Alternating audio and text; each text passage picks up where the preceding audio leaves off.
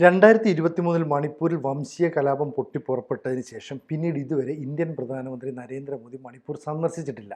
നമ്മുടെ നാട്ടിലെ പ്രതിപക്ഷ കക്ഷികളടക്കം ഉന്നയിക്കുന്ന ഒരു വിമർശനം, ലോകമെമ്പാടുമുള്ള രാജ്യങ്ങളിൽ പ്രധാനമന്ത്രി മോദി സന്ദർശനം നടത്തുന്നു, പക്ഷേ എന്തുകൊണ്ട് ഈ പറയുന്ന മണിപ്പൂരിലേക്ക് പോകുന്നില്ല?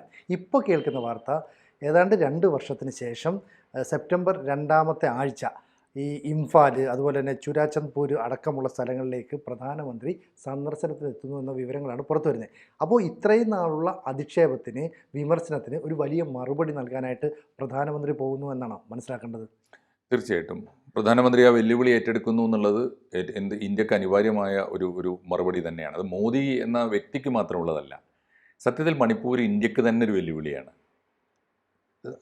ആരോപണങ്ങളൊക്കെ ശരിയാണ്, പ്രതിപക്ഷം ഉന്നയിക്കുന്ന ആരോപണങ്ങളൊക്കെ ശരിയാണ്. ഇന്ത്യൻ പ്രധാനമന്ത്രി ഇത്രയേറെ വിദേശയാത്രകൾ തുടർച്ചയായി നടത്തുന്ന ഒരു പ്രധാനമന്ത്രി. തീർച്ചയായിട്ടും കഴിഞ്ഞ 10 കൊല്ലത്തിനുള്ളിൽ അദ്ദേഹം ഏതാണ്ട് 80 രാജ്യങ്ങൾ ഇപ്പോൾ സന്ദർശിച്ചുകൊണ്ടിരിക്കുന്ന, കഴിഞ്ഞ ദിവസം പോയ ജപ്പാൻ തൊട്ട് ഇപ്പോൾ ഒടുവിൽ സന്ദർശിക്കുന്ന ചൈന ഉൾപ്പെടെ അദ്ദേഹം ഈ യാത്ര ഉൾപ്പെടെ അദ്ദേഹം ഏതാണ്ട് 80 രാജ്യങ്ങളിൽ 95 യാത്രകൾ നടത്തിയെന്നാണ് വാർത്ത.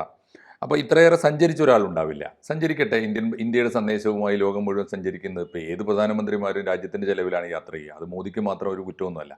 അപ്പോൾ മോദി വിദേശയാത്രകൾ ചെയ്യുന്നതല്ല കുഴപ്പം. പക്ഷേ പ്രധാനപ്പെട്ട ഒരു കാര്യം, അദ്ദേഹം മണിപ്പൂരിലേക്ക് പോയില്ല. 2023 മെയ് 3 അല്ലേ ആണ് അവിടെ കലാപം തുടങ്ങിയത്. നിസ്സാരമായൊരു കാര്യത്തിനാണ് തുടങ്ങിയത്. അവിടെ ഈ മീറ്റികൾക്ക് കൂടി എന്താണ് ഒരു ഗോത്രവർഗ പദവി കൊടുത്താൽ എന്നൊരു അവിടുത്തെ ഹൈക്കോടതി ചോദിച്ചതാണ്. മണിപ്പൂർ ഹൈക്കോടതി ചോദിച്ചതിൻ്റെ പേരിലാണ് അവിടെ കലാപം തുടങ്ങുന്നത്. കാരണം അതിൻ്റെ കാര്യം എന്താണെന്ന് വെച്ചാൽ, അതിനു മുമ്പ് തന്നെ അവിടെ വളരെ സംഘർഷഭരിതമാണ്. ഈ ഇങ്ങനെ കത്താൻ കാത്തു നിൽക്കുന്ന ഒരു അഗ്നിപർവ്വതം എന്ന് പറയില്ല, ആരെങ്കിലും ഒരു ചെറിയ പൊരി വീണാൽ കത്തുന്ന ഒരു അഗ്നിപർവ്വതം ആയിരുന്നു മണിപ്പൂർ തന്നെ അർത്ഥം.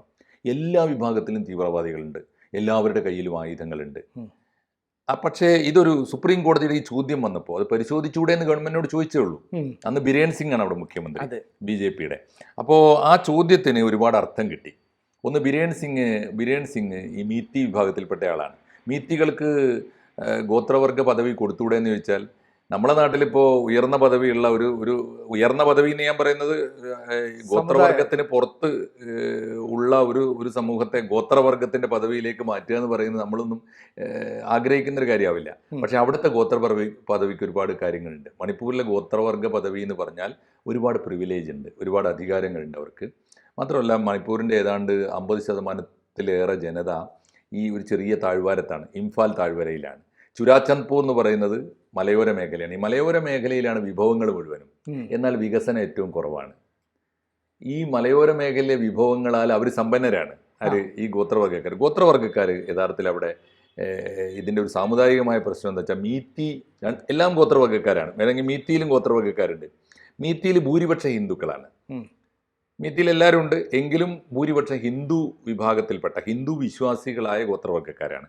മറ്റൊരു ക്രിസ്ത്യാനികളാണ്, ഈ കുക്കീസുവോ ഗോത്രത്തിൽപ്പെട്ടവർ. അപ്പോൾ ഇതിനൊരു കമ്മ്യൂണൽ സ്വഭാവം വന്നു. മാത്രമല്ല ബിരേൻ സിംഗ് മീത്തിയാണ്. അപ്പോൾ അദ്ദേഹം അവർക്ക് വേണ്ടി ഈ കോടതി വിധി ഉടനെ നടപ്പാക്കിയേക്കും എന്നൊരു ശങ്ക വന്നു. മാത്രമല്ല കലാപം തുടങ്ങിക്കഴിഞ്ഞപ്പോൾ ബിരേൻ സിംഗ് വളരെ കൃത്യമായി പക്ഷം ചേർന്നു. മീത്തി പക്ഷത്ത് നിന്നുകൊണ്ടുള്ള നിലപാട്, മുഖ്യമന്ത്രി എന്ന നിലയിൽ സമാധാനത്തിനാണ് മുൻതൂക്കം കൊടുക്കേണ്ടത്, എല്ലാവരെയും വിശ്വാസത്തിൽ എടുക്കണമായിരുന്നു. അതുണ്ടായില്ല. ഒടുവിൽ ഗത്യന്തരമില്ലാതെ ഈ ബിരേൻ സിംഗിന് നാട് ഭരിക്കാൻ പറ്റാത്ത അവസ്ഥ വന്നു, പുറത്തിറങ്ങാൻ പറ്റാത്ത അവസ്ഥ വന്നു. ആയുധങ്ങൾ കൊണ്ടാണ് സംസാരിക്കുന്നത്. മണിപ്പൂരെന്ന് മിണ്ടിപ്പോകരുത് എന്ന് മലയോര മേഖലയിലുള്ളവർ പറഞ്ഞു. കുക്കീസുവോ മേഖലയിൽ പോകാൻ പറ്റാത്ത അവസ്ഥ വന്നു. അങ്ങനെയാണ് അവിടെ ഗത്യന്തരമില്ലാതെ കഴിഞ്ഞ ഫെബ്രുവരിയിൽ മുഖ്യമന്ത്രിയെ മാറ്റിയിട്ട് അവിടെ ഇത് വന്നത്. എന്താണ്, ഈ ഗവർണർ മീൻസ് പ്രസിഡന്റ് ഭരണം വന്നു. ഗവർണർ ഭരണമാണ് അപ്പോൾ അവിടെ നടക്കുന്നത്. പ്രസിഡന്റ് ഭരണം വന്നു എന്ന് വെച്ചാൽ പ്രസിഡന്റ് ഭരിക്കുക എന്നാണ്, ഗവർണറല്ല ഭരിക്കുക.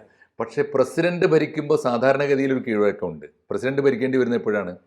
മുഖ്യമന്ത്രി രാജിവെച്ചിട്ട് അസംബ്ലി ഡിസോൾവ് ചെയ്യുമ്പോഴാണ്. മണിപ്പൂർ അസംബ്ലി ഇപ്പോഴും വർക്ക് ചെയ്യുന്നുണ്ട്. ഡിസോൾവ് ചെയ്തിട്ടില്ല, അസംബ്ലി പിരിച്ചുവിട്ടിട്ടില്ല. അസംബ്ലി ഉണ്ട്, എന്നാൽ മുഖ്യമന്ത്രി ഇല്ല. ഈ അസംബ്ലിയെ ഇപ്പോൾ ഗവർണർ ഭരിച്ചുകൊണ്ടിരിക്കുന്നു. പിരിച്ചുവിടാത്ത അസംബ്ലിയുടെ തലപ്പത്ത് ഗവർണർ ഭരണം നടത്തുന്ന ഒരു അവസ്ഥയാണുള്ളത്. അതുകൊണ്ട് പലപ്പോഴും അവിടെ ഈ ഗവർണർ ഭരണം വന്നിട്ടും ഇപ്പോൾ കാര്യമായ അക്രമങ്ങൾ നിലച്ചിട്ടുണ്ട്. പക്ഷേ ഒരു പ്രധാനപ്പെട്ട പ്രശ്നം ഇപ്പോഴും അവിടെ മണിപ്പൂർ എന്ന് പറഞ്ഞിട്ട് ആളുകൾക്ക് ചെല്ലാൻ ബുദ്ധിമുട്ടാണ്. ഗവർണർ ഭരണത്തിലാണ് അവിടെ ഒരു ഒരു ഒരു യാത്ര നടത്തിയത്. ഈ കലാപ പ്രദേശങ്ങളിലേക്ക് ഒരു സമാധാന യാത്ര പോലെ ഒരു ബസ്സിൽ, മണിപ്പൂർ ഗവൺമെൻറ്റിൻ്റെ ഒരു ട്രാൻസ്പോർട്ട് ബസ്സിൽ പത്രപ്രവർത്തകരും ഉദ്യോഗസ്ഥ പ്രമുഖരും ഒക്കെ കൂടി ഒരു യാത്ര സംഘടിപ്പിച്ചു, ഗവർണർ മുൻകൈ എടുത്ത്. മണിപ്പൂർ ഗവൺമെൻറ് എന്ന് കണ്ടപ്പോൾ ഈ അടിച്ച് തകർത്ത് കളഞ്ഞു. ഒന്നാലോചിച്ചു, മണിപ്പൂർ ഗവൺമെൻറ് ഇവിടെ വേണ്ട എന്ന് പറഞ്ഞാൽ ആരാണോ ഭരിക്കുന്നത്? അല്ല, മറ്റൊരു സംശയം, ഈ മെയ്ത്തികളും കുക്കികളും തമ്മിലുള്ള ഈ സംഘർഷത്തിന് ശരിക്കും പറഞ്ഞാൽ ഈ എരിവ് പകരുന്നത് ചൈന ഉൾപ്പെടെയുള്ള നമ്മുടെ അയൽ രാജ്യങ്ങളാണല്ലോ. ഇവർക്ക് എവിടെ നിന്നാണ് ഈ അത്യന്താധുനികമായ ആയുധങ്ങൾ കിട്ടുന്നത്, പണം കിട്ടുന്നത്? ഇവർ തന്നെ താൽക്കാലിക ചെക്ക് പോസ്റ്റ് ഉണ്ടാക്കിയിട്ട് ഈ ചെക്ക് പോസ്റ്റ് കടന്നു പോകണമെങ്കിൽ ഇവരുടെ പെർമിഷൻ വേണം. അത് സ്ത്രീകളടക്കം ചാവേർ മനോഭാവത്തോടെ വന്ന് നിൽക്കുന്നു. അപ്പോൾ നമ്മുടെ ഭരണകൂടം അല്ലെങ്കിൽ അന്നത്തെ ആ മണിപ്പൂരിലെ സർക്കാർ അത് തിരിച്ചറിയണമായിരുന്നു. ഇങ്ങനെ ഒരു നീക്കം നടത്തുന്നെങ്കിൽ അതിനെ കൃത്യമായി പ്രതിരോധിക്കാൻ അവിടുത്തെ ഫോഴ്സിന് കഴിഞ്ഞില്ലെങ്കിൽ ആ സർക്കാർ പരാജയമായി പോയെന്ന് തിരിച്ചറിയണം ആണ് അത്. പക്ഷേ മണിപ്പൂരിൽ ബിരേൻ സിംഗ് വന്നതിന് ശേഷമോ കേന്ദ്രത്തിൽ മോദി വന്നതിന് ശേഷമോ ഉള്ളതല്ല. വളരെ ആഴത്തിലുള്ള ഒരു ഡീപ്പ് സ്റ്റേറ്റ് ഉണ്ട് അവിടെ. അതാണ് പ്രധാനപ്പെട്ട കാര്യം. ഷെയ്ഖ് ഹസീന പറഞ്ഞല്ലോ, ഈ ബംഗ്ലാദേശിലെ ക്രിസ്ത്യൻ ഭൂരിപക്ഷ ജില്ലയും ഇന്ത്യയുടെ അതിർത്തിയിലെ 5-6 ക്രിസ്ത്യൻ ഭൂരിപക്ഷ ജില്ലകളും ഒക്കെ ചേർത്തിട്ട് ഒരു ക്രിസ്ത്യൻ സ്റ്റേറ്റിന് വേണ്ടി എൻ്റെ മുമ്പിൽ ആളുകൾ വന്നു എന്ന് കഴിഞ്ഞ കൊല്ലം അവിടെ ജനുവരിയിൽ തെരഞ്ഞെടുപ്പ് നടക്കുമ്പോൾ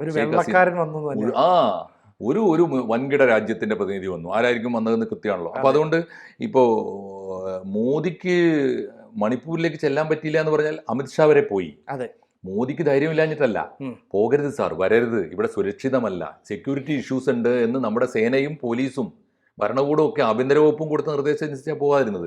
ഇപ്പോൾ ഏതാണ്ട് കാര്യങ്ങൾ ഒതുങ്ങി വരുന്നുണ്ട്. ഗവർണർ ഭരണമാണ്.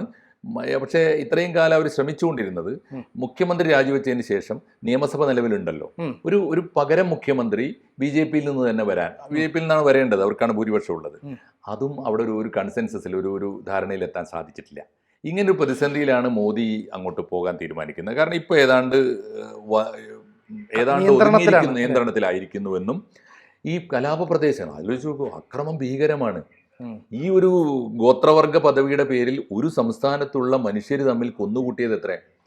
സർക്കാരിന്റെ കണക്ക് പറയുന്നത്, അത് എത്രത്തോളം ശരിയാണെന്ന് അറിയില്ല, അറിയപ്പെടാത്ത കൊലപാതകങ്ങൾ ഉണ്ടാവാം. 250-ലേറെ പേര് കൊല്ലപ്പെട്ടിരിക്കുന്നു. ഏതാണ്ട് 60,000-ലേറെ പേര് ഡിസ്പ്ലേസ് ചെയ്യപ്പെട്ടിരിക്കുന്നു. അഭയാർത്ഥി ക്യാമ്പുകളിൽ 60,000-ലേറെ പേരുണ്ട്. 250-ലേറെ പേര് കൊല്ലപ്പെട്ടിരിക്കുന്നു. മാത്രമല്ല, ഏറ്റവും കൂടുതൽ കൊള്ള നടന്ന എവിടെയാണെന്നറിയോ? കൊള്ളയും കൊള്ളിവെപ്പും വ്യാപകമായിട്ട് നടന്നിട്ടുണ്ട്. ഏറ്റവും കൂടുതൽ കൊള്ള നടന്നത് പോലീസ് സ്റ്റേഷനിലാണ്. പോലീസ് സ്റ്റേഷനിൽ നിന്ന് എണ്ണം പറഞ്ഞ ആയുധങ്ങൾ 6,000-ലേറെ നഷ്ടപ്പെട്ടു എന്ന് പോലീസ് റിപ്പോർട്ടുണ്ട്. 6,000-ലേറെ ആയുധങ്ങൾ നഷ്ടപ്പെട്ടിട്ട് പോലീസ് തിരിച്ച് ഈ തീവ്രവാദികളുടെയൊക്കെ വീടുകൾ റെയ്ഡ് നടത്തിയിട്ട് 3,000 തിരിച്ചു പിടിച്ചു അത്രേ. എന്തൊരു ഗതികേട് ആലോചിച്ചു ഒരു സ്റ്റേറ്റിൽ. അപ്പോൾ ഒരു ഉറപ്പാണ്, ഇന്ത്യയുടെ അതിർത്തി സംസ്ഥാനങ്ങൾ കേന്ദ്രീകരിച്ച് മോദി ഈ കൂട്ടത്തിൽ മിസോറാമിൽ പോകുന്നുണ്ട്, ആസാമിൽ പോകുന്നുണ്ട്. അതിൽ ആസാം മാത്രമാണ് ഇപ്പോൾ ഒരു ഇന്ത്യ ഗവൺമെൻറ് കൺട്രോളിലുള്ളത്. മറ്റേതൊക്കെ ഇപ്പറഞ്ഞ ഒരു ക്രിസ്ത്യൻ സ്റ്റേറ്റ് എന്ന് പറഞ്ഞാൽ രണ്ടർത്ഥമുണ്ട്. സംസ്ഥാനം മാത്രമല്ല, രാഷ്ട്രം കൂടി അർത്ഥമുണ്ട്. ഒരു ക്രിസ്ത്യൻ സ്റ്റേറ്റിന് വേണ്ടി പ്രവർത്തിക്കുന്ന ഒരു ഡീപ്പ് സ്റ്റേറ്റ് ഇന്ത്യയുടെ പരിസരത്ത് ബംഗ്ലാദേശൊക്കെ കേന്ദ്രീകരിച്ച് കഴിഞ്ഞ കുറേ കാലമായിട്ടുണ്ട്. അവരുടെ കൂടി പിന്തുണ, നേരത്തെ സിനുജി പറഞ്ഞ പോലെ അവരുടെ കൂടി പിന്തുണ ഉണ്ടായിരിക്കണം ഈ തീവ്രവാദികൾക്ക്. അതുകൊണ്ട് മണിപ്പൂരിലേക്ക് ഇന്ത്യൻ പ്രധാനമന്ത്രി പോവുക എന്ന് പറഞ്ഞാൽ മണിപ്പൂരികളായ കുറച്ച് തീവ്രവാദികളായ പൗരന്മാരെ മാത്രമല്ല ഭയപ്പെടേണ്ടത്, അദൃശ്യമായ മറ്റേതൊക്കെയോ അധോലോക ഭരണകൂടങ്ങളെ ഭയപ്പെടണം. അത് ചില്ലറക്കാരല്ല താനും. ഷെയ്ഖ് ഹസീനെ തന്നെ ഉദ്ധരിച്ചാൽ ലോകത്തിലെ വമ്പന്മാരുടെ ചില താല്പര്യങ്ങൾ അവിടെ ഉണ്ട്. അതാരാണെന്ന് കണ്ടറിയണം. അതുകൊണ്ട് നരേന്ദ്രമോദി ഇപ്പോൾ ആ വെല്ലുവിളി ഏറ്റെടുക്കാൻ തയ്യാറായിരിക്കുന്നു. അദ്ദേഹം ഈ 3 മിസോറാമിൽ പോകുന്നുണ്ട്, ആസാമിൽ പോകുന്നുണ്ട്, തീർച്ചയായും അദ്ദേഹം മണിപ്പൂരിലും പോകുമെന്ന് പ്രഖ്യാപിച്ചിട്ടുണ്ട്. കറക്റ്റ് ഷെഡ്യൂൾ വന്നിട്ടില്ല. സെപ്റ്റംബർ 12 മുതൽ 14 വരെയാണെന്നാണ് കണക്കാക്കപ്പെടുന്നത് ഇപ്പോഴത്തെ ഒരു ധാരണ. എന്തായാലും മോദി മണിപ്പൂരിലേക്ക് പോകുന്നു എന്നത് വളരെ വളരെ കൗതുകമുള്ള, അല്ലെങ്കിൽ ഏറ്റവും ആശ്വാസകരമായ ഒരു വാർത്ത തന്നെയാണ്. മാത്രമല്ല, ഇംഫാലും ചുരാചന്ദ്പൂരും അടക്കം സന്ദർശിക്കുന്ന പ്രതിപക്ഷ കക്ഷികളുടെ നാവടക്കാൻ പറ്റുന്ന ഒരു നീക്കം. രണ്ടിടത്തും പോകുന്നുണ്ട്. രണ്ടു കൂട്ടരത്തും കുഴപ്പമുണ്ട്. മീത്തിയുടെ ഭാഗത്തുനിന്നും കുഴപ്പമുണ്ട്. അത് കാരണം കുക്കികൾക്ക് ഇപ്പുറത്തേക്ക് താഴ്വാരത്തേക്ക് ഇറങ്ങാൻ വയ്യ, താഴ്വാരത്തുള്ളവർക്ക് അങ്ങോട്ടും പോകാൻ വയ്യ. 2 രാജ്യമായിട്ട് ഒരു കൊച്ചു സംസ്ഥാനം, 2 രാജ്യം.